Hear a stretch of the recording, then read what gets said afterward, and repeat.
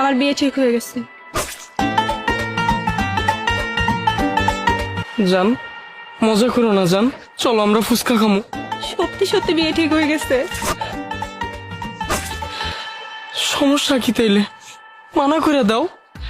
কালকেই আমার বিয়ে। কালকে বিয়ে মানে কি?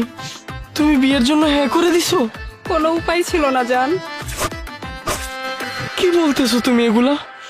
আমি তোমাকে ভালোবাসি না? তুমি এভাবে বিয়ে করে ফেললে তো আমি এলোমেলো হয়ে যাব জান। তুমি আমার কথাটা একটু বুঝো। তুমি না সবসময় চাইতে আমি ভালো থাকি। ছেলে সরকারি চাকরি করে, বিসিএস ক্যাডার।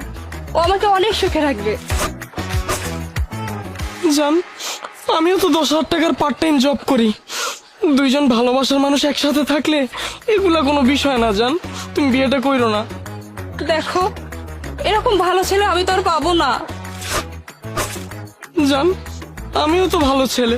4 বছর ধরে আমার সাথে সম্পর্ক করছে, এখনো চিনো নাই আমাকে। দেখো, তোমার দিকটা একটু দেখো।